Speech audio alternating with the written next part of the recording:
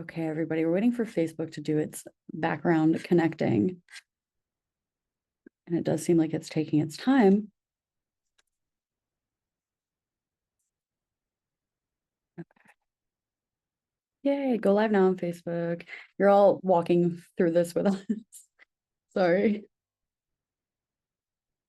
Good. I think we're good. Hi. What's the 411? We're not like regular library marketers. We're Cool library marketers. I like that we synchronized I that. know, that was amazing. We are also in the same room again, so it's very dark. I don't know. I feel like it's the shadows. Maybe I should like sit back here. That was not a good look either. Okay. Welcome. Hello. How is everyone doing? Tell us where you're calling in from, viewing in from, and tell us. Grace has a question for you. This is Grace's question yeah, my corner. question corner. Oh, you can hear us. Okay, because my live video is just blank, so I'm glad you can all hear us and see us. Okay. So my question corner, I'm leaving it kind of open-ended, maybe not the most fun question, very sorry. But my question is, what is your favorite summer activity? Oh, I know why. Maybe it's because I hit opened the wrong one. Oh, There we go. There we go. Okay, all cool. right. As long as you Look, can all see us and hear us, hold I'm up. cool with that.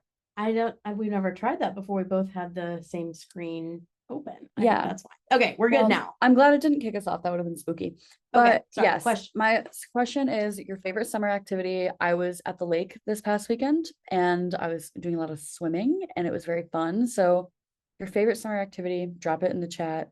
If you live somewhere that's like kind of summer all year round, sorry. But Lainey, what's your favorite summer activity? No, I feel like that could be interpreted a lot of different ways. Mhm. The beach, I like the beach. Beach is fun. I didn't go this year though, but yeah, or like grilling, like being outside is A really grilling nice, or moment. just Mhm. enjoying the nice weather. I feel like I don't know. I just like on Fridays I've been trying to like really get out and go to museums and stuff because I'm like, Mhm. I have this whole city in my backyard. Why am I not using it? So Yeah, get outside. I think when you live in a place, sometimes you forget to do the fun things that happen there because it's always like, oh, well, I can do it at some point. So it's Yeah. nice to take advantage of that in the summer. Nicole said boating, eating melting ice cream, attend festivals. Oh, I love a good like. Do you guys like fairs and like roller coasters? I enjoy staying out of the. Yeah, no, I don't know that I would go on a roller coaster at the fair. I love a roller Like coaster. maybe Hibernate. the spinny ones or like up and down, but I wouldn't go on like I don't know. But I maybe they don't have like intense roller coasters at a fair. Maybe it's like small rides. I mean, my fair in my hometown was like low Or like key. the state fair. Oh, I think they have like they have. I don't think they have roller coasters. Yeah, but I I was do gonna love say, that. do I trust those? I don't know. I'm no, but that's the Funnel fun of the cake? game. That's the fun of the Yes. game. I will be at the funnel cake station. Oh, like a fried Oreo or a fried Ooh. pickle. Or like cotton candy. Okay, we're just gonna make ourselves hungry. Yeah. Okay, summer concerts I love and reading outdoors. Yeah. Yeah. I feel you. Although It makes me lately I sleepy. go outside and I'm like, I just want to be in the air conditioner reading. Yeah, and also sometimes when if I'm reading outside and it's hot out, I get really sleepy. That's fair. I like as a child would always read before bed, so it would like I kind of like Pavloved myself whenever I was like reading, I would get really tired. So like I don't let myself read before bed anymore. Like at all. Minnesota State Fair, reading outdoors. Okay, cool. We've got books to talk about, but before we do that, we have an event at the end of the month, which is Writers to Watch, which is not new. Which is an event which is at the other end and of the month. And it is I feel like today has a general sleepy vibe. It doesn't help that the room we're in is very hot. It's so hot. I feel like my face is red by how hot it is. There's like not air conditioning. They're little boxes, basically. Glass boxes where you just sweat. All right, but the event is Writers to Watch. It's at the end of the month on the 20th, and we have our lineup for you. Yes. And we're working on September, so stay tuned for that. We're going to get it to you early this time. I mean, this is a really cool lineup. Come on now. We have Can't beat BK it. Borson, Lisa Kleypas, who you might have seen on the United for Libraries virtual gala author tea. And if not, you can go back and watch it. And we also have Becky Chambers, we have Lauren Willig. Like, I like that it's like a little intro into spooky season, kind of. That's kind of the vibe. Yeah, we got two Um, like paranormal romances on here. you gotta yeah, it's also the cemetery, what happens at nightfall. Yeah, So yeah. which is Greenwood is a beautiful cemetery in Brooklyn if you're ever there. And then Queen of Lombard Tree is just like being scared of what it was to be a woman in historical time. And that is the spookiest thing. That's really pretty spooky. But no, she did a great job on the UFL event, and I know it's a little something different from her. It's like the romance is a little stepped back. It's more historical. It's about a woman coming into her own. It's really great. And then Becky Chambers, of course, Come on now. like kind of created this like cozy sci-fi fantasy space, and this is the first time in hardcover this book we're getting a lot of buzz in office about it, and it's so beautiful. It's such a beautiful a lot of asks from you guys too. People love Becky, and like also I know she's a library favorite. Actually, I want to try to zoom in just because I think this cover, it's kind of pixelated, sorry, but like these little people here, I just think it's so cute. But yeah, that'll be a really fun evening, August 20th. Also, while I'm thinking about it, I'm gonna throw the link in for our crowdcast event for Writers to Watch. And if you are registered for Writers to Watch, which if you're watching a Galley Gabfest, you're registered for this event, register for that as well, because we send e-galleys of the books ahead of time so you can read beforehand or after, whatever floats your boat. But we find it's always fun to have you hear from authors after or before you've read or after, but it has to be on Crowdcast. It has to be on Crowdcast because that's how we get your emails, and we send a secured NetGalley widget that is connected to your email. So you're auto approved. There's no waiting to the download, and you can dive in. And I'm literally sending it today. So sign up now. Actually, let me just put the link in because I'm telling you I'm going to send it and then I'm not. Crowdcast. And yeah, I think it'll be a really fun evening. And who are you most excited about in this group? Or maybe who's someone you're like, oh, I haven't read their stuff. I would love to like dive in. I don't know. I'm kind of curious what's the entry point here? Like, I mean, we have like 4 stellar authors in their own right. So I think it's going to be a really great night. And we just hope you can join us. We also have the question box open on Crowdcast at any time. I think the main draw, I don't know if it's the main draw, but one of my favorite things is that we get to have questions directly from librarians to these authors, like connect them. They love to see comments. They love to hear questions, and like they can talk to me all day, but they can't talk to people live and answer questions. So I think it's great. If you're like, I'm not going to make it, or I don't, I got to think about a question beforehand, like please submit it and we will get to as many as we can. Yeah. And you can always rewatch it too if like, they have a conflict. It is at 7 p.m. So you can always rewatch, but it is really fun to be there live if you're able. But Lainey and I are biased because we're there live. I mean, it is an energy. It's really fun. I feel like these 4 authors are gonna get along. I don't know why I feel that. And they might know each other actually, but oh, it's a good point. It's really fun. Like when we all get on beforehand and we're all chatting, we always say like, I wish we could record like what we're all talking about before we go live, because it's always really, really fun. Yeah. But yeah, should we talk about some books? Yeah. All right. Let's see. I am going to throw the Edelweiss catalog in the chat and then share my screen. We've got some fun stuff. Let me see. I have a bajillion tabs open. So here is the Edelweiss catalog for today.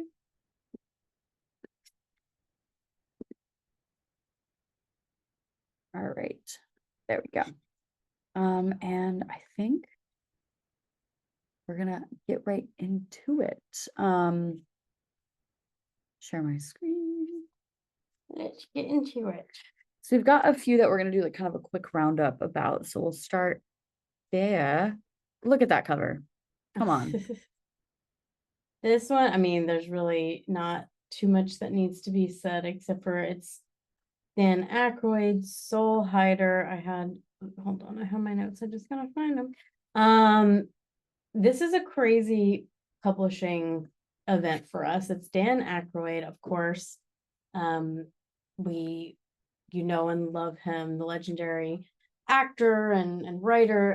It's his literary debut. I'm such a fan. It doesn't surprise me that he's written an amazing book because he has screenplay credits, but it really does deliver. It's about, this group of aliens who come down and they ask this insurance adjuster to not really harvest, but to contain souls of people who have died because they need energy on the planet. He thinks in his head that he's like doing this really special thing for them, and it's very like all above board, and it's going to be a big mission. And then he kind of finds out that maybe that's not what he signed up for. Maybe that's not so true. Anyway, I think it's really fascinating. You need to dive into that one. Okay, and then we have Allie Carter. So excited for this one. It's the next in this series. It's going to be a lot of like Christmas fun vibes, a little murder, a little romance. We just wanted to remind you about it. And then I can't remember what my third one was. What was my third one? The third one, surprise. Oh, Whitney Houston. If you want to know all about Whitney Houston, you have to have Holding Lightning. Let me do one thing. Sorry, I can't find anything on my computer right now. There's 10 million links open. Yeah, which is kind of the story of my life. Truly. Anyway, sorry, back to Allie Carter for a second. So it's a billionaire story. Sorry, Grace, I'm going back because I couldn't find any notes. Billionaire story. There's billionaire's grandson and the housekeeper's daughter. Also like I feel like that sweater is a little bit of a nod to the not Glass Onion. What's the other book? The our other movie. Oh my God, I can picture him. I can hear his voice. Yeah. Why am I blanking on it? Like, you all know that movie with that guy. Chris Evans. I can think of his name, but not the movie. That's not even the main guy. Yeah, but I'm saying the sweater kind of gives me that vibe. Do you guys like the Glass Onion? It's really gonna bother us. Help us. Librarians, help us. Oh my God. Ghostbusters. I thank you for saying who you're gonna Knives call. Out. Knives Out. Thank you, Gina. We could count on the hardest thing ever. So it's giving me a little bit of those vibes. We've got some holiday romance, childhood enemies to lovers trope, little cat and mouse, little burn. So anyway, sorry. Okay. I just wanted to set for a second on that beautiful cover, and the sprayed edge is really cool too. Okay, moving on. Sorry, quickly. And there's some like really cool. I just want to point out for the Whitney Houston book, Kirkus Reviews gave it a star review and said top-notch biography of a generational talent. Emily Lordy is a writer, cultural critic, and professor of English at Vanderbilt. And this is, Whitney as we've never seen her before. I love Whitney Houston. And I just recently rewatched The Cinderella with Whitney Houston, and let me tell you, it holds up. They need to remaster it. Hot takes here over at Galley Gabfest. Oh. Okay, but I wanted to point out on Edelweiss, there's some really cool spreads for what's in the book. You've got thank you, Grace. I forgot you can just show them. I don't know, lots of cool photos, a woman and a whole 360 aspect of Whitney Houston. All right, sorry, that was enough of me gushing about those three books. We were going to do quickly. Then I just went off the rails. But we can't help but talk about books we love. And Lainey, you're up first too, so keep going. Wait, can you guys see Lainey? Or I'm the one whose mic is on, so maybe you should unmute, or should we just? Can you? It doesn't. I mean, as long as you can hear me. Yeah. Should I start trying to mouth her words like a puppet and that? I mean, that would be kind of entertaining. That would be really impressive if it's doing a good job. Okay. Okay. Let me find Upstate. All right. So Kim Van Alchemada, Upstate. This is Kim's fourth novel. We had Counting Last Stars. That was so good.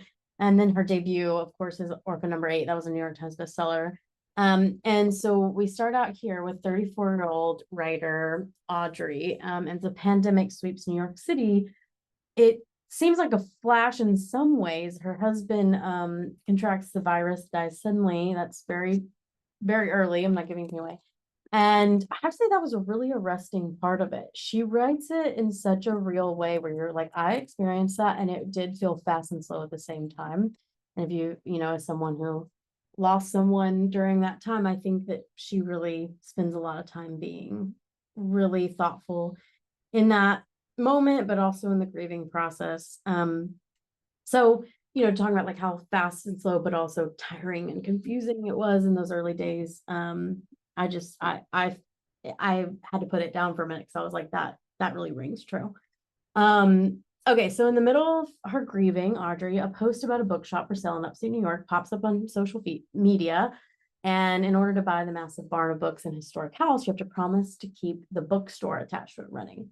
The book flashes between present day and the 50s, 60s. Those storylines are tethered to the store. In 1956, Skywitch librarian Hazel meets a dashing magazine writer, Evelyn, at a summer camp in Maine that just greatly promises a different vacation for professional women.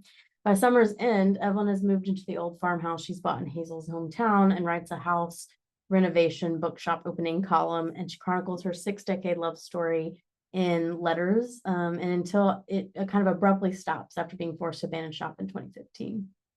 We see a quirky community coming together in 2020 in a very interesting world. She connects to the past owner when she finds old magazines in the columns and letters, and she kind of brings a long buried secret to light. It's got great quotes. Amy Shern of Animal Instinct said this page turner has it all, starting over in midlife, sapphic longing, a dreamy bookstore, even a flock of sheep. I couldn't put it down and cried more than once. Speaking of flock of sheep, if it's any of the heart in the Sheep Detectives, I'm here. I was crying at this sheep movie. Anyway, Everyone has been singing the sheep movie praises, and I'm not so a I feel like huge sheep are a thing right now. So if you yeah. can get some sheep in this book, here you go. I don't think they talk though, or solve crimes. So yeah, this one we love. Kim is, a library favorite, and we know just how much heart she puts in these books, and you'll want to be escaping into a fall cozy upstate bookstore. I know I like want to like live inside this Mhm. cover. Like it's Yeah. very gorgeous. So that is upstate. And then the cursed diamond. Yes. So you will be hooked on this dual timeline mystery that's inspired by the real Hope Diamond. Which if you look up, you'll go on like a rabbit hole about it, I promise. So it's about two women a century apart. In 2010, Jenny works in the Diamond District, and one day her friend dies very suddenly. And a note is left, and it simply reads, not safe, which is so vague and unsettling. I don't know what I would be able to make of that. But she begins to look for answers, and she finds an antique jewelry box, and this leads her to a century-old mystery about the Midnight Diamond. Um, this rare blue gem allegedly brings ruin to whoever has it, hence the name the Cursed Diamond. And Jenny is entrenched in this mystery, and she realizes that she's not the only one. And then the other timeline in 1910, heiress Marcella is on an ocean liner heading to New York after a scandal upends her life in London, and she meets this charismatic nobleman, and she finds the Midnight Diamond. And unbeknownst to her, she smuggles it into the city, and she's also entranced by this diamond, and she has to figure out whether it is her savior or the key to her demise. So it's a really gorgeous story about fate and obsession, the cost of ambition, and I think it's like really perfect for book clubs with that dual timeline, and there's a lot to discuss there, and the cover is very pretty. And I really like the reading line on this. She who wears the gemstone pays its price. It's kind of spooky, kind of spooky. So that is the Cursed Diamond. I think if I put a diamond in my purse and said, "Oh, I unbeknownst to me smuggled it out," ooh, think that would work. I mean, Might get cursed. yeah, and like even with now like TSA, like you're not getting that through. I feel like they would know. I feel like they would know. Okay, good to know. Good to know. I'm glad we talked about that. Yeah, I'm glad we've run this plan through. Oh, Victoria, that might be controversial, but I have not read the book, so I can't speak Chief to it. Detectives movie is better than the book. I'm gonna leave that opinion there. I can't speak to it, but I'm I love that. curious. Sometimes that's not true. People say that Is there that the book is better, but is there a movie that you like better than the book? I have movies that I have to hold totally separate, like The Princess Diaries. Yeah. Like I love that movie, but I love those books. So I have to just like separate them. There was one book or one movie that I was like, oh, it's better than the book, but now I can't even think of. Honestly, this might be Twilight? no. I love them again separately. I love them separately too. They're very, yeah. No, I actually, this is not a book, right? I don't think. I actually think The Notebook I like them both, but I prefer the movie. I've never read the book, but I actually recently watched a movie a couple weeks ago with someone who had never seen it. And, it starts off like typical romance movie. And she was like, I'm really not feeling this by the end, crying. And I was like, I knew it would it's get a tearjerker. It's a tearjerker for sure. Anyway, if anyone wants to have controversial opinions on please books versus movies. Well, Jen, you have to tell us one that I like the movie better than the book. Very mysterious. Yeah, I know that was like really ominous. Yeah, I have one. Okay, our next book is Winter Song. Alrighty. Rebecca Lee Morales. So if you like Elizabeth Strout, this is a great book for you. It's a small town Midwestern story about a police chief and a young man who's recently released from prison in search of justice. So I will say that it takes place, like I said, in the Midwest in Minnesota, kind of in a deep winter in 1986. So you're in the 80s Minnesota, and this police chief has just lost someone important to him. He's kind of reeling in grief, and kind of wants, is getting ready for this kind of retirement. Does he want it? We don't know. And then he is shown beside Brian Lugo, who has just been released from prison after a vehicular homicide. Sorry, I wasn't smelling at that. I was smelling that I can't say vehicular. Brian has never admitted guilt and still proclaims innocence to anyone who listened, and the police chief, townspeople, they're all suspicious, and he's now back in their midst and, trying to kind of pick up pieces of his life after that fateful night. And you're trying to figure out what happened. Is he actually innocent? Is this police officer going to kind of protect him, or does he need protecting? It's a beautiful story about community and identity and a redress of past wrongs in working class America. And it's a debut. This author is a beautiful writer. I found it so affecting.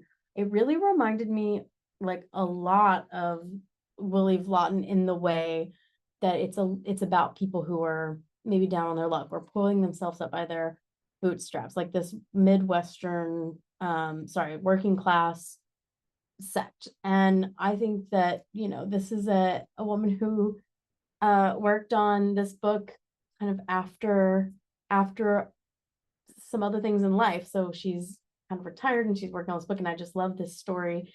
Came to her and came through, and we're hoping to have the author on more things. So please watch out. I think this is a really special one. This is one that speaks to us all. You might have seen Rebecca on Day of Dialogue. Also, Rebecca was at ALA.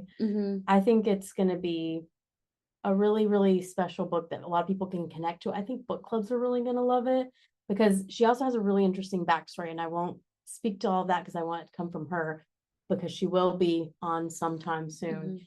But you definitely want to hear it right from Rebecca.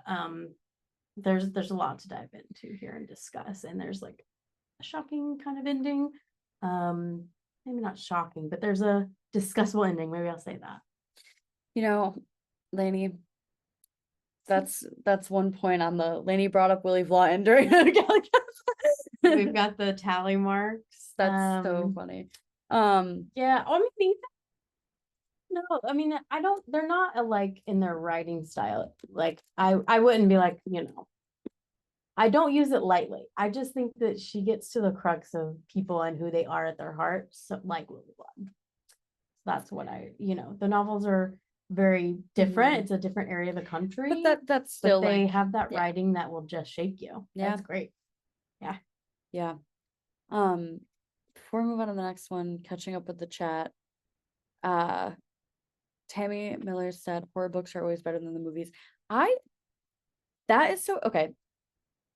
I think my hot take is that I always prefer horror movies to the books, but I like them for different reasons. And I think my thing is with a book, it's less spooky to me if I have to imagine it than seeing something. You know what I mean? And then I can just put the book down. But like if you pause a movie, everyone's mad at you. Yeah. So I think that's kind of like so that's my thoughts on it. I love seeing people talk about this in the chat. I remember thinking the book, I'm guessing Sheep Detective is what Kelly's talking about, was funny and kept Maybe probably recommending not the it to, Notebook. Yeah. kept recommending it to people. Oh, all Okay. right. Well, Tammy, I'm intrigued to know if there's an example, like Yeah. what you, and yeah, I would like to know that. I will say, I know this isn't like horror, but this was our book too. Leave the World Behind was I mean, it's on the cusp. It's like yeah, speculative. I loved the book and I liked the movie for separate reasons, but I did love the book better. Like it was more unsettling to read than to watch. And open-ended. It was the same with Cabin at the End of the World. I feel like the movie was just so different at the end that, and I understand why, but the book was so I never saw the good. movie. Oh, the book is so Yeah. good. Okay. Alrighty. Now we're just like telling you. Now we're things. just chatting. Dream Slayer. All right, Dream Slayer, A.K. Mulford. Coming in from December. Sorry. Excuse me. Okay, so A.K. Mulford, the Golden Court trilogy. We loved that they put out a few years back. And we're excited to have more from them.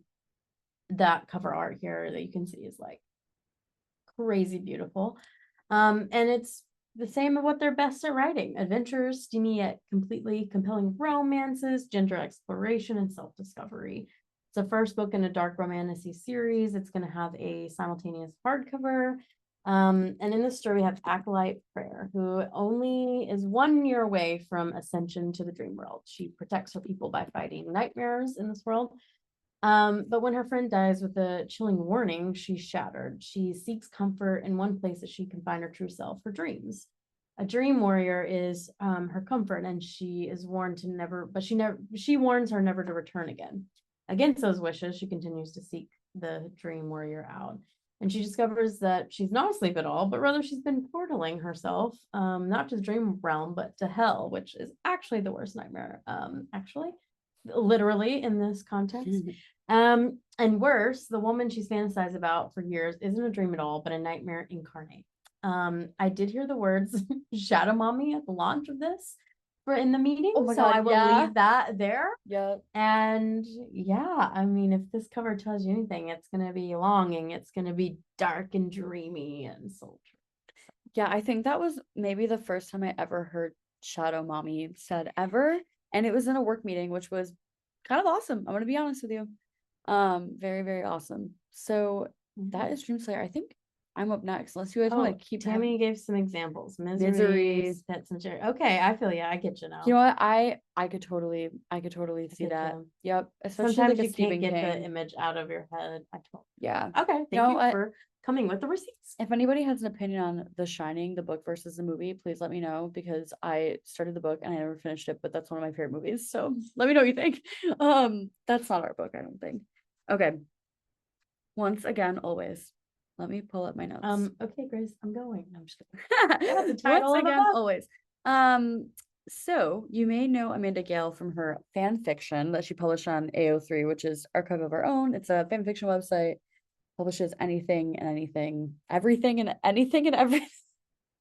Once again, always anything, everything. But if you loved her fanfic, you'll love this. But we're also excited to bring her to this like traditional publishing space and introduce her to a new audience, maybe aren't fanfic readers. So just to get you excited for what I'm about to tell you, I'm going to read some tropes. And feel free to in the chat to pop in what your favorite tropes are from this list, out of this list. I'm curious. Rivals to lovers, forced proximity, slow burn, so much yearning. I don't know if that's a trope, but that so much yearning. Second chance romance, found family, and memory loss. So now that you're excited, I'll tell you about the book. So Molly wakes up in a hospital with a head injury and amnesia. And to make matters worse, the man that made her life miserable at boarding school walks in and calls her his wife. So I would be freaking out. Aster was the man that she hated, and now in the last 6 years, they somehow fell in love, but she doesn't remember any of it. She's hesitant, but after her best friend, kind of talks to her about it, convinces her, she does return to the home that she shares with her husband and tries to figure out the life that she had forgotten. And this Aster is nothing like she remembers. Like, he's considerate, he's handsome, he even takes a couch every night because, to her, he is basically a stranger. And she must admit they have this chemistry that she can't help but admit they have this chemistry. But there's also like this vibe he's giving off. He seems kind of distant and secretive. And this book is like, can she fall in love with him again? And I love the premise of this. I'm really excited to have people read it. If you're not familiar with, you know, the fanfic and everything, you'll still love it. And yeah, that is once again, always. People have been so pumped about this one too. I got a lot of talk about it at ALA. So yeah, that is once again always. And I think the way I'm passing it back to Lady again, but let me catch up with the chat really quick. So Jennifer said adding Shadow Mommy to my bingo card, literally. Enemies to lovers, enemies to lovers. I also love an enemies to lovers. I love forced proximity. Oh, I love that too. Also, I'm going to be doing a bookless romance Oh, webinar in September, so sign up for that. It's gonna come out, I think next week. They're gonna ask for signups. So yeah. book list, webinar, September, all romance, all the time. It's one of my favorites Yeah. to do.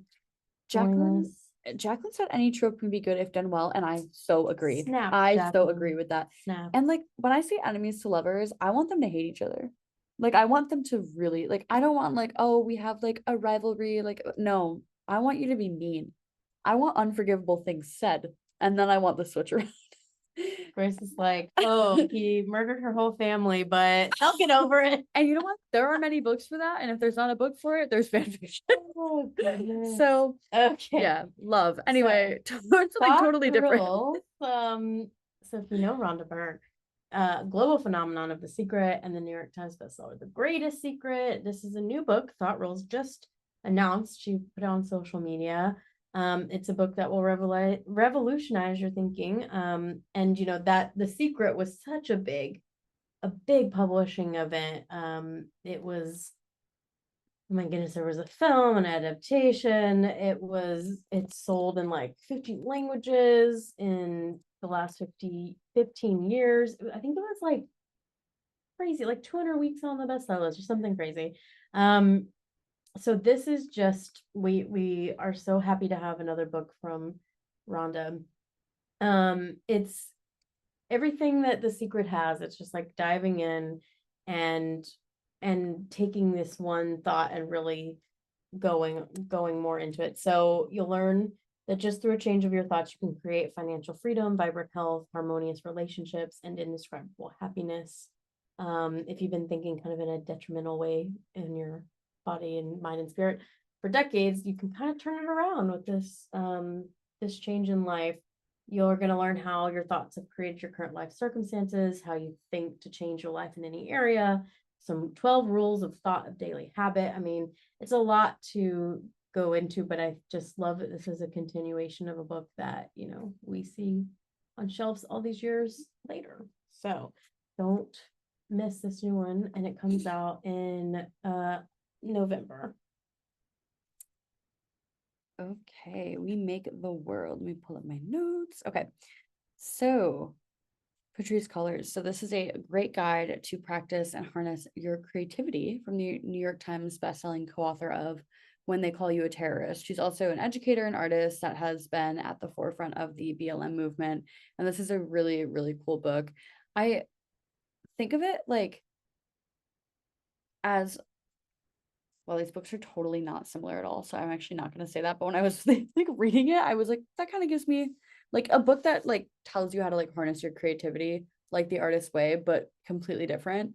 And focus more on like justice and like an ideal world, and less on like, you know, step-by-step things. While there are step-by-step things, very different. So this book asks us, how do we imagine a better world and how do we get there?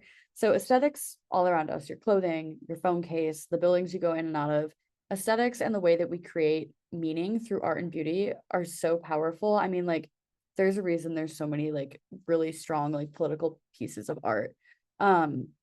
And Colors explores how this can be a tool for healing, justice, and liberation. So the book is structured around different themes such as memory, ritual, imagination, and it asks us to reframe our creative process and practices as resistance and care for ourselves, for others, and for the world. So she uses case studies to like spotlight different artists and hands-on exercises and various examples to empower readers. So each chapter features a spotlight on one artist's intentions and methods, analysis of how that artist's work has then affected the world, and a creative prompt that can be done solo or with a group for you to, work out what you can do for your art for healing and justice. And I think it's really great for seasoned artists or like beginners acting as like a portal to the world we like, how do we get to the world that we ideally want to live in and imagine it, and how does art fit in that? And I think also if you're a creative and you're having like you're feeling blocked or like discouraged with the world, I think it's really, really easy right now to feel kind of everything feels really heavy, and art and of any kind, really lifts us up. And I think you're all book lovers like we are, like it's healing. And I think this is a really great book to maybe pull yourself out of a slump. So that is Wait, We can I Make the tell World. you about this really cool art installation I saw the other Yeah. day?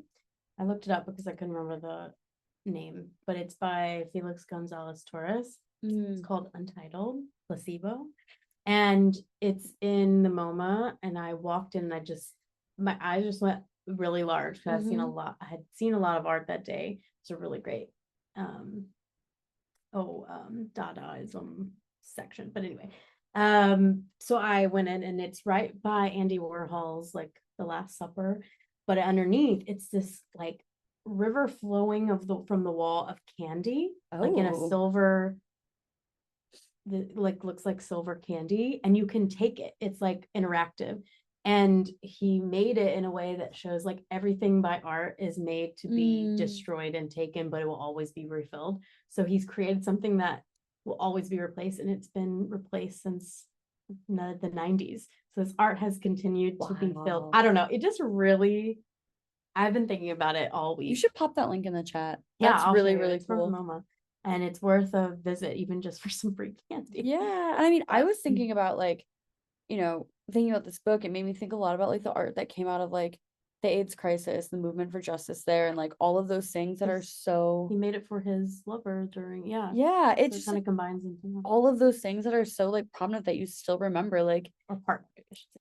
After a time passes, like what do we have? We have art, we have recorded word, like it's a lot to think about. And I think this like book is really special, especially right now where like, you know, things can be really difficult out there in the world. And I think art and connecting with others through art is a beautiful way to heal and like express what you want out of the world. So that is I think this happened. I can't remember off the top of my head everything, but it talks about like grief and fear and containable rage due to mounting AIDS pandemic and all of that. But then he says this was created for activism through showing that like shimmering placebos commonly used in clinical trials for new medications. So it kind of all comes together into like our culture and like, is this really helping? No. Yeah. But it's something you can take with you. I don't know. It's again, been thinking about it all week. So if you're around, go to the MoMA. Go see that. Yeah. Oh, that is so. I love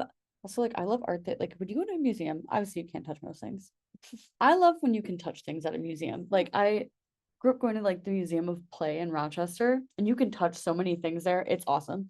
But yeah, so it's cool that you can like take it with you. I was like, am I sure? Are you I looked sure? at the guard. I was like, The security guard comes up. Everyone's taking it. Yeah, that's cool. Really cool. I think the next one is me as well. Yes. Okay.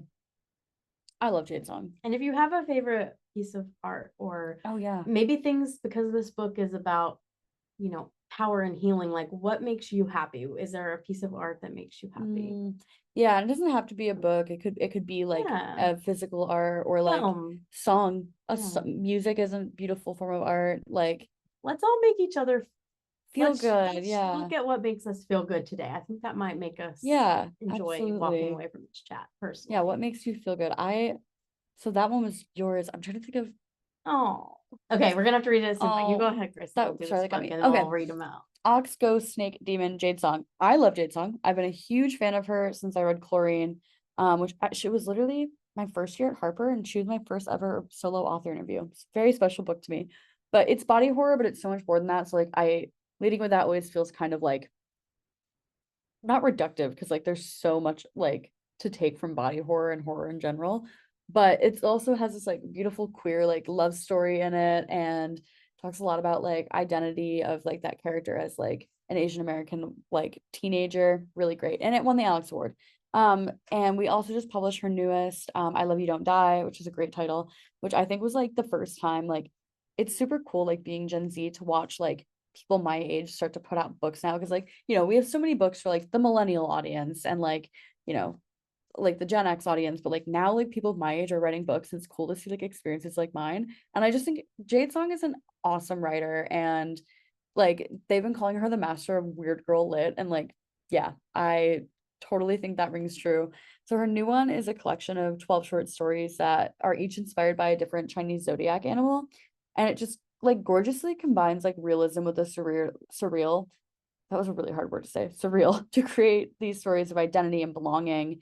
And they talk about like the complexity of relationships and cultural expectations and like queer identities.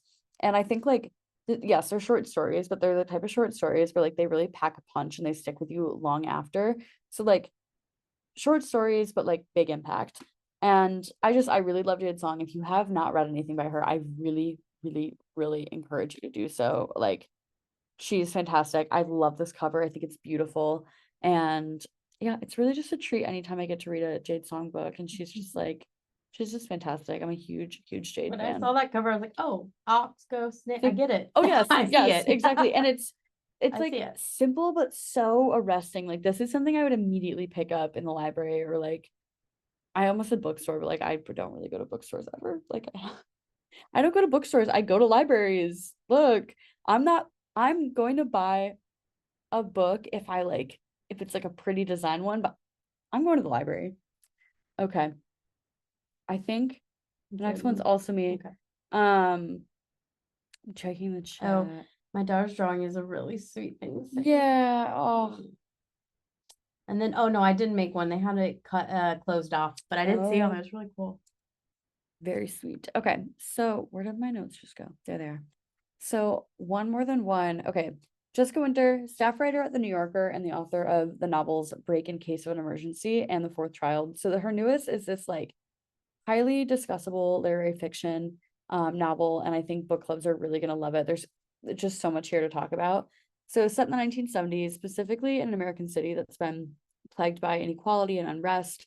And this guy named Peter finds a lot of solace in his art school classmates, their acts of protest, and of course, their art. Wow, a lot of art as like healing and protest and beauty, and wow. I wonder what's happening in the world. No, seriously. So the art they create too is like raw, like found materials from like the things around them that are going on, which I love. People like get really creative with it. Like I love seeing like art made of trash. Like so cool to me. So quote unquote trash. So Peter stumbles upon what he thinks is a crime scene, and he's like really caught off guard by this. And then he ends up getting swept up in this corrupt real estate scheme and a domestic intelligence operation, and the mysterious life and death of a young female filmmaker. So as you're reading, like reality and fiction kind of blur together, and Peter and his city are seen in like this entirely new light with a new journey ahead of them. And I think what's really cool is like Winter like draws on so many different artists for this novel, like different mediums, like Dostoevsky's The Double, Adonaya Shibley's, I'm sorry if I'm messing that up, Minor Details, Martin Scorsese's After Hours, David Lynch, Lost Highway, Shakespeare's Macbeth. And I love like no art is created in a vacuum. So it's always super cool when you can kind of see the way people pulled from these things and blended them.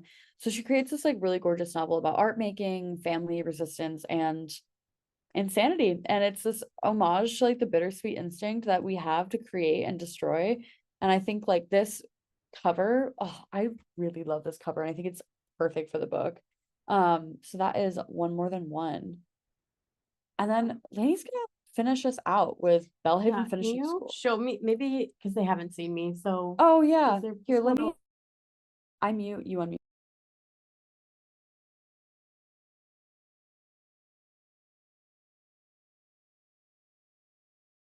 we can try. Or okay, I hope you can hear me and you can see me, because if not, let me know.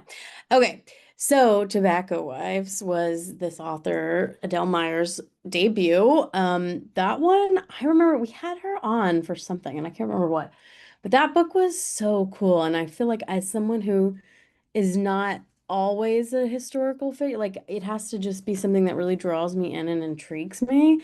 And I could not stop reading that one. It was so fascinating. It was like this history of tobacco in the United States and how a lot of people knew it was bad but kept pushing it.